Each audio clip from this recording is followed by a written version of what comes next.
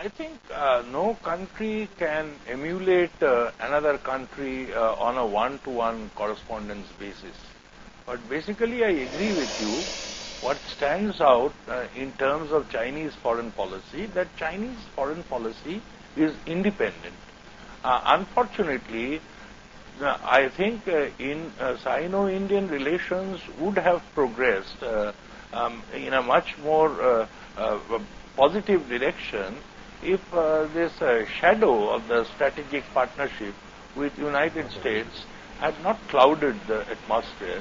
And I think all this talk that I hear is actually suiting the American interest most. I mean, we have to agree, 21st century ultimately will be a century where no single power will dominate. Right. It has to be a multipolar world, and the bipolarism of the Cold War is gone, and the natural consequence ought to have been the emergence of a multipolar world.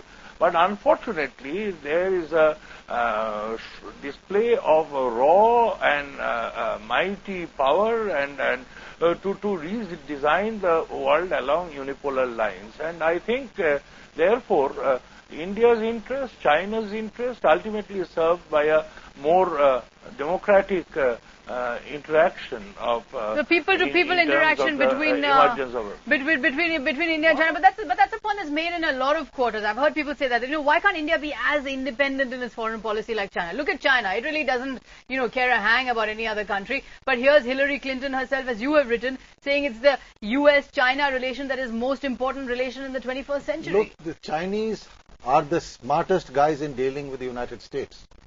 It is very rarely that China will not support resolutions moved by the United States in the Security Council. Rather than the US using us or us using the United States, it is China which used the United States against us during the Bangladesh conflict, after our nuclear tests, and it was China working together with the United States which sort of stymied our candidature for the Security Council. So let us be real. Right. The Chinese are opportunists. They have a relationship with the United States which is exclusive, and that is why Hillary Clinton and Obama regard that as the most important. It is the most important country for them in the 21st century, and that's what they've said. So in fact, that's the key, isn't it? As you were saying, the duality. The Chinese are ruthlessly self-interested. They will not say anything up front. They will never show their hand. Yet they will never be your friend. No, there are some things we must understand. No one in their right senses is looking at a war between India and China. That could be a world war. But it's low-intensity conflict. We're not low intensity. Yeah, we're not thinking anything about that. Right. What we are thinking about is the fact that we cannot be pushed, and we must have a strategy to ensure that we don't get pushed. If we get pushed, we can push somewhere else. Right. Well, that's a very interesting point. In fact, Nilotpal Basu, Raja Menon, G Parthasarathy, thanks very much indeed for joining us. The ruthless, pragmatic self-interest of the Chinese. How is India to deal with this? What kind of nuanced policy does India have to deal with this particular Chinese dragon? What are you telling us? Is China India's greatest threat in the region? 91%.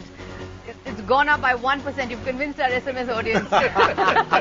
An even greater percentage now is saying that yes, China is India's greatest threat. Thanks for watching.